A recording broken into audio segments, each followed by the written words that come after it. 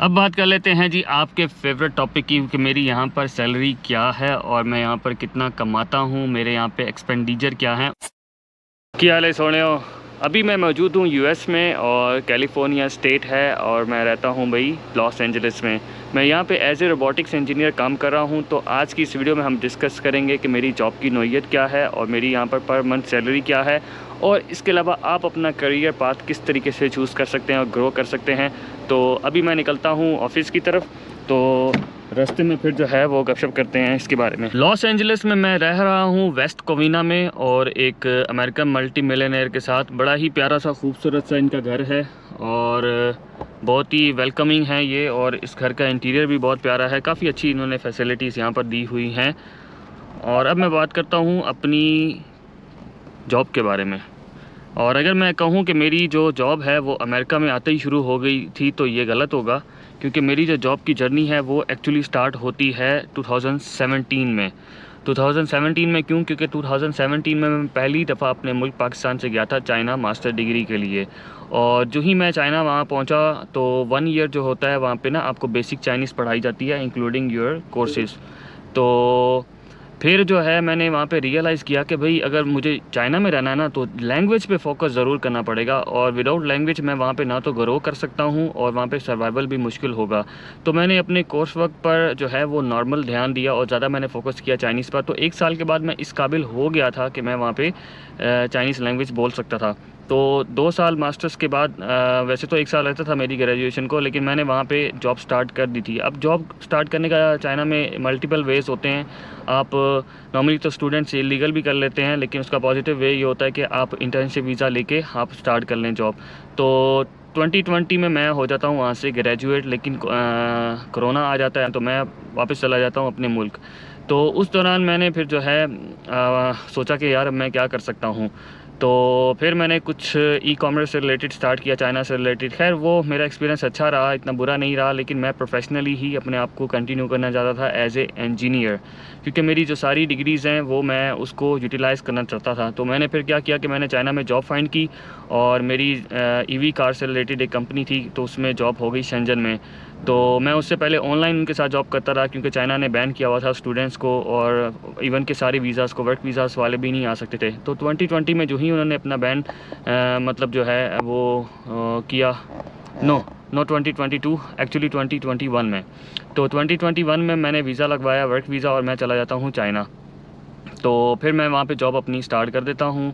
Charging stations की वो company थी, मतलब ईवी जो कार्स होती हैं, इलेक्ट्रिक कार्स, उसके लिए वो एसी चार्जर्स और डीसी चार्जर्स बनाते थे। मेरा वहाँ पे काम जो था वो टेक्निकल सपोर्ट था आफ्टर सेल्स में। तो मतलब जो चार्जिंग स्टेशंस की इंस्टॉलेशन होती थी मैं उनमें हेल्प करता था। डिफरेंट कंट्रीज़ में हमारे प्रोजेक्ट्स थे। Let me show you our EV charging station. Let's see the front view of EV charger. Here is LCD which is very simple to use, and RFID card and LED to see the charging status in the night, also the availability of the charging station. This charging station has IP55 protection against rain, dust and heat. We have installed 2 charging plugs here, and these charging plugs are compatible with Japanese, European and American standards. On the right door there is air inlet. Let's open the door. Here we have a filter for dust protection. Inside we have installed power modules. तो company वो इतनी बड़ी नहीं थी तो उसमें growth जो है वो मुझे नज़र नहीं आ रही थी, लेकिन मैंने कहा कि इनिशियल स्टेज के लिए ये ठीक है। और आप बिलीव नहीं करेंगे कि मुझे तो वहाँ पे सारे मेरे फ्रेंड्स वगैरह इधर उधर सारे कहते थे कि यार मतलब आप बहुत लो पैकेज पे जा रहे हो, और मैं 8000 पर मंथ RMB की बात कर रहा हूँ, युआन पर मंथ पे वो गया था वहाँ पर।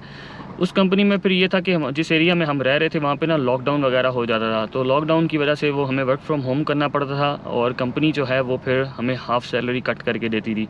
तो उससे फिर सर्वाइवल थोड़ा मुश्किल हो जाता था, लेकिन फिर भी मैंने उस कंपनी में काफ़ी मंथ्स लगाए। और उसके बाद फिर मैंने सोचा, रियलाइज़ किया कि यार, क्योंकि कोविड में लॉकडाउन चल रहा था, तो मैंने सोचा कि यार मैं अब वो फील्ड चूज़ करूँगा जिसको मैं 10 ईयर्स के लिए कंटिन्यू कर सकूँ।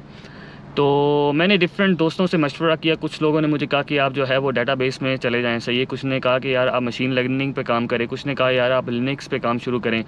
तो मतलब मैं इस चीज़ों को ना प्रोसेस कर रहा था। मैंने उससे रिलेटेड जो है वो यूट्यूब पर और डिफरेंट लिंक्स मैंने गूगल से निकाल के ना वहाँ पे उनसे रिलेटेड कंटेंट पढ़ना शुरू किया कि चलो मैं डेटाबेस को पहले समझता हूँ। तो मैंने जो ही डेटाबेस को समझा तो मतलब वो मेरा उसमें ना बहुत ज़्यादा इंटरेस्ट डेवलप नहीं हुआ। तो फिर मैंने ना लिनक्स को सीखना शुरू कर दिया। मैंने जो है वो वर्चुअल मशीन बनाया अपने कंप्यूटर को, और फिर मैंने देखा कि अपने कंप्यूटर को आप सर्वर कैसे बना सकते हैं, ठीक है। फिर उसमें जो डिप्लॉयमेंट होती है वर्चुअल मशीन में ऑपरेटिंग सिस्टम की, वो आप किस तरीके से कर सकते हैं, ठीक है। उबंटू भी आप कर सकते हैं और डिफरेंट ऑपरेटिंग सिस्टम है उसको आप वो कर सकते हैं। और फिर जो ही आप मतलब अपने कंप्यूटर को वर्चुअल मशीन बनाएंगे, फिर आप उसमें ये है लिनक्स की प्रोग्रामिंग भी कर सकते हैं। अब लिनक्स से रिलेटेड फिर मैं आपको कभी डिटेल में बताऊंगा कि उसमें मतलब डिफरेंट नोट्स वगैरह होते हैं, सही है। आप उसमें एक ट्री लाइक जो है अपना प्रोग्राम बना सकते हैं। तो खैर मेरी जो है वो बेसिक लिनक्स से रिलेटेड जो है वो स्किल्स डेवलप हो गई। तो उसी दौरान फिर मैंने एक जॉब के लिए अप्लाई किया रोबोटिक्स कंपनी में।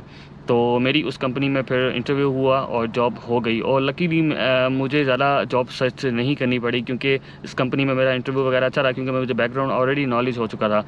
तो मैंने उस कंपनी में 2022 में जॉब स्टार्ट कर दी, मतलब 2022 के स्टार्ट की बिल्कुल बात है।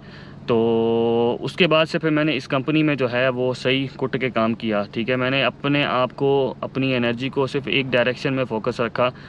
और चाइना में नॉर्मली लोग कहते हैं कि यार अगर आपने अपनी सैलरी को इंक्रीज़ करना है तो आप कंपनी जो है साल या 2 साल बाद स्विच कर लें।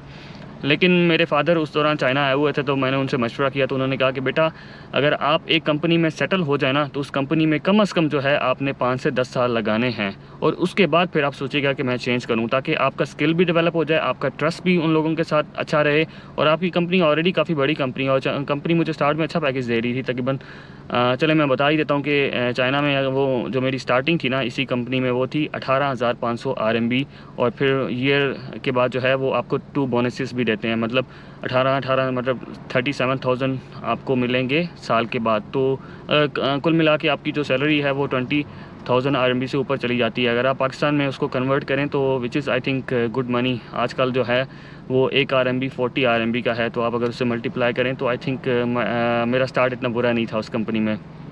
तो खैर मैंने उसमें 2 साल सही तरीके से लगाए। उसके बाद फिर मुझे ना यूरोप का भी वीज़ा ऑफ़र हुआ, और यूरोप मैं नहीं जा सकता क्योंकि मेरी फैमिली के कुछ रीज़न्स थे, मुझे वहाँ पे चाइना में स्टे करना पड़ा। तो उसके बाद जो है फिर मेरे पास एक अपॉर्चुनिटी आई यूएस की, और यूएस में फिर जो है मैं आ गया यहाँ पर बिज़नेस वीज़ा पर, ठीक है। और मुझे यहाँ पर अभी 3 मंथ्स हो चुके हैं और मैं यहाँ पर काम कर रहा हूँ। तो अभी चलते हैं कंपनी की तरफ।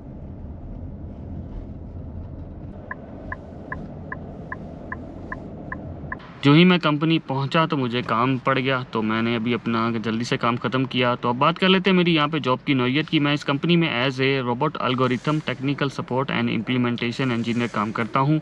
और इस कंपनी में मुझे काम करते हुए ऑलमोस्ट 3 इयर्स तो हो चुके हैं, और मैं डिफरेंट कंट्रीज़ में भी जा चुका हूँ। और यूएस में अभी मैं यहाँ पर आया हुआ हूँ बिज़नेस वीज़ा पर, ठीक है। और नॉर्मली लोग कहते हैं कि बिज़नेस वीज़ा पर आप काम नहीं कर सकते, लेकिन जब मैंने बिज़नेस वीज़ा अप्लाई किया था तो मैंने उन्हें बताया था कि हमारी कंपनी के यहाँ पे प्रोजेक्ट्स हैं, तो मैं यहाँ पर आकर काम करूँगा। और I am planning to move to US next year, तो फिर मेरा जो है यहाँ पे वर्क वीज़ा हो जाएगा। तो खैर इस कंपनी में मैंने जब से काम स्टार्ट किया है तब से मैंने मोस्टली जो चीज़ें नोट की हैं वो मैं आपको बताता हूँ चाइनीज़ कंपनी की। एक तो ये है कि यहाँ पे मोस्टली जो डाटा होता है वो चाइनीज़ में होता है, ठीक है। और आपको खुद ही मेहनत करके, खुद ही एफ़र्ट करके सीखना पड़ता है। तो उससे जो आपकी चाइनीज़ है ना, अगर आपकी पहले से थोड़ी सी बेस बनी हुई हो तो वो काफ़ी इम्प्रूव होती है। तो ये मेरा जो है ना यहाँ पर बहुत बड़ा स्किल बन गया कि मेरी जो चाइनीज़ लैंग्वेज है वो काफ़ी इम्प्रूव हो गई। और इसके अलावा फिर अब मैं अगर डिफरेंट प्रोजेक्ट्स पे भी जाता हूँ तो हमारा जो हेडक्वार्टर है वहाँ पे जितनी भी कम्युनिकेशन होती है वो हमारी चाइनीज़ में होती है, तो मैं उसमें इजीली कर लेता हूँ। तो इस वजह से मुझे यहाँ पर यूएस में मूव होना मेरे लिए काफ़ी एडवांटेज था, कंपनी के लिए भी और मेरे लिए भी।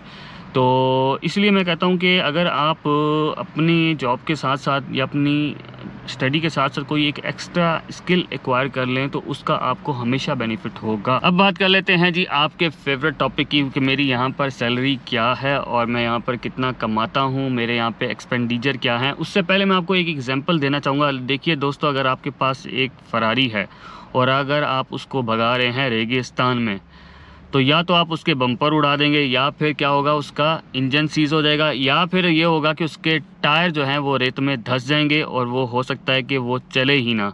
तो उसकी एफिशिएंसी फिर बिल्कुल ज़ीरो होगी, वो आपकी किसी काम की नहीं होगी, वो बिल्कुल एक नकारा जो है वो समझे कि कबाड़िया के काम आ सकने वाली एक चीज़ होगी। तो अगर उसी फरारी को अगर आप ले जाएं किसी डाउनटाउन में या किसी कारपेट रोड पर, तो लोग भी उसको देख के कहेंगे कि यार क्या कार है, और क्या जो है मतलब उसकी आपको एफिशिएंसी मिलेगी, उसका क्या रिस्पांस मिलेगा। तो सेम चीज़ मेरे उन भाई बहनों और इंजीनियर्स की है, या किसी भी फील्ड से उनका ताल्लुक़ है जिनकी कोई अर्निंग वगैरह नहीं है। तो असल में मसला आपकी डिग्री के साथ, आपकी एजुकेशन के साथ नहीं है। आप अपने आप को उस एनवायरनमेंट में लेके जाएं, उस मार्केट प्लेस में लेके जाएं जहां पर आपकी वैल्यू है। फिर आप देखिएगा कि आपको कितना अच्छा रिस्पांस मिलता है, कितना अच्छा पैकेज मिलता है, कितनी अच्छी सैलरी मिलती है, कितनी अच्छी आपको सर्विसेज मिलेंगी। तो ये चीज़ें मिलती हैं भाई स्ट्रगल से और एक प्रोसेस से गुजरने के बाद। अगर मैं बात करूं, मैं अभी ही मैंने जॉब स्टार्ट कर दी, ऐसा नहीं है। मैंने जब बैचलर अपनी कंप्लीट की तो मैं 1 साल उसमें बेरोज़गार था, ठीक है। और फिर जब मैंने मास्टर कंप्लीट की, मैं पाकिस्तान जब अपने मुल्क गया, तो तब भी मैं कुछ साल जो है वो मैंने बेरोज़गारी में गुजारे हैं। तो इसलिए मुझे पता है कि यार ये मसाइल इंसान को आते हैं। तो एक प्रोसेस में पहले आपने अपने आप को ढालना होता है, ठीक है। तो जो ही आप अगर उस एनवायरनमेंट में चले गए और आपको अपॉर्चुनिटी वो मिल गई, उसके बाद फिर आप आगे ही आगे जाते हैं, ठीक है। तो यहाँ पर जो मेरी अर्निंग है पर मंथ, अगर मैं बात करूँ तो मैंने आपको अपनी पर मंथ जो सैलरी है चाइना में वो तो बता दी, ठीक है। 20,000 प्लस हो जाती है कुछ। अगर मैं जैसे अभी बिज़नेस ट्रिप पर हूँ तो मुझे पर मंथ जो है वो एक्स्ट्रा पैसे वगैरह मिल जाते हैं। तो कुल लमसम अगर मैं बात करूँ ना, तो आप उस सैलरी को तकरीबन जो है वो डबल के करीब ले जाएँ, ठीक है। तो अगर मैं उसको कन्वर्ट करूँ पाकिस्तानी इनकम में, ठीक है, आप मिनिमम भी अगर मैं आपको कहूँ ना 35 to 40,000 RMB अगर आप कर लें, तो उसको कन्वर्ट करें तो 1 मिलियन प्लस से भी ज़्यादा अमाउंट एक PKR में बन जाती है। लेकिन अगर आप लाखों में कमा रहे हैं तो आपके खर्चे भी लाखों में होते हैं। लेकिन खैर मैंने अपने जो है वो एक्सपेंसेस को कंट्रोल किया हुआ है, जो कि बाहर लोग आकर नहीं कर पाते। क्योंकि शायद मैंने कुछ ज़िंदगी में हार्ड टाइम देखे हैं, कुछ अपनी फैमिली से रिलेटेड भी रिस्पॉन्सिबिलिटीज़ इंसान की होती हैं, तो इसलिए जो है इंसान अपने आप को कंट्रोल में रखता है। तो 70 to 80% जो है वो हम अपनी सेविंग कर लेते हैं। क्योंकि अगर मैं इसको बात करूं, इस सैलरी को US में 40,000 RMB कोई सैलरी नहीं है यहाँ पर तो लोग बहुत ज़्यादा कमाते हैं, और क्योंकि फिर यहाँ पर डेफिनेटली उनका टैक्स भी बहुत ज़्यादा कटता है। लेकिन मेरा एडवांटेज ये है कि मुझे यहाँ पे ना तो कोई हाउस का रेंट वगैरह पे करना है, ना मेरी ये गाड़ी वगैरह का कोई मुझे यहाँ पे मसला है। सारी चीज़ें जो है यहाँ पे वो फ्री हैं, और कंपनी की तरफ से भी जो है वो खाना पीने ये चीज़ें जो है ना वो मिल जाती हैं। तो इस हिसाब से मुझे काफ़ी एडवांटेज होता है। तो खैर इन चीज़ों सबको बताने का मकसद सिर्फ आपको जो है वो पर्क्स वगैरह ये सारी चीज़ों से मोटिवेट करना नहीं है। मेरा मकसद ये है कि आप भी ये सारी चीज़ें डिज़र्व करते हैं, और अपने आप को, अपनी एजुकेशन को, अपने स्किल को ज़ाया ना करें। खुदारा आपने इतनी मेहनत की है, 16-16 साल, 18-18 साल की आपकी एजुकेशन है, और फिर आप मार वहाँ खाते हैं कि आपके जो इर्द गिर्द जो लोग होते हैं ना, वो आपको मजबूर करते हैं कि आप डीमोटिवेट हों। मिसाल के तौर पर अगर एक इंजीनियर बंदा उन लोगों में बैठेगा जिनकी एजुकेशन मैट्रिक भी नहीं है, तो उसके जो माइंड की मेंटालिटी होगी वो उस लेवल तक नहीं जाएगी। आप बने हैं इनोवेशन के लिए, ठीक है, आपको जाना चाहिए एक ऐसी इंडस्ट्रीज़ पर। और ज़्यादातर आजकल के दौर में लोगों ने अपना फोकस कर दिया, भाई हर बंदा चाहता है कि मैं ई-कॉमर्स में चला जाऊँ। भाई ई-कॉमर्स में अगर हर बंदा चला जाए तो इनोवेशन कौन करेगा, सॉफ्टवेयर कौन बनाएगा, ठीक है, हॉस्पिटल में कौन जाएगा, ठीक है। तो ये सारे स्किल्स ज़रूरी हैं। ज़रूरी नहीं है कि आप सब ने एक ट्रक की बत्ती के नीचे लग जाना है, ठीक है, नहीं, आपने अपनी फील्ड में जहाँ मौजूद है वहाँ पर मेहनत करें। चलिए अब चलते हैं घर की तरफ, और फिर मैं आपको मिलता हूँ घर चल के। अच्छा जी, तो मैं अभी घर पहुँच गया था, और आखिरी बात करके वीडियो को एंड करते हैं। भाई इंसान जो अमीर है वो इन चीज़ों से नहीं बनता, वो बनता है अपनी आदतों से। जो इंसान की लेज़ीनेस है उसको ख़त्म करना चाहिए, क्योंकि यही एक कमज़ोर इंसान की निशानी होती है कि वो अपने आप को सबसे पहले इतना लागर कर देता है सोच सोच कर कि यार मुझसे नहीं होगा, बस ये दुनिया ही बड़ी मजबूत है। तो ये जो है ना, यही इंसान को आगे नहीं बढ़ने देती। तो हमें इसी चीज़ को जो है वो ओवरकम करके आगे बढ़ना है, और पास्ट जो होता है वो सीखने के लिए होता है, और उसको फिर भूल जाना है। अभी जो है प्रेजेंट में आपने एक्शन लेना है। जो भी आप काम कर सकते हैं उसको पूरे दिल के साथ करें और एकजुट होकर करें। फिर ये ना सोचें कि मैं जो है वो डिमोटिवेट हो रहा हूँ या ये है वो है। बस उसको लगातार करते रहें, और फ्यूचर के बारे में नहीं सोचना, ठीक है, वो अल्लाह पे छोड़ दें। और इंशाल्लाह अगर आप आज मेहनत करेंगे तो आप हमेशा कामयाब होंगे। तो अब मैं निकलता हूँ, लेकिन आपने चैनल को सब्सक्राइब किए बगैर नहीं जाना। मिलते हैं नेक्स्ट वीडियो में, इस उम्मीद के साथ कि आप अपना और अपने इर्द गिर्द लोगों का बहुत ख्याल रखेंगे। बहुत सारा प्यार, अपने इस चैनल को इस तरह सपोर्ट करते रहें। कनेक्ट उस्मान।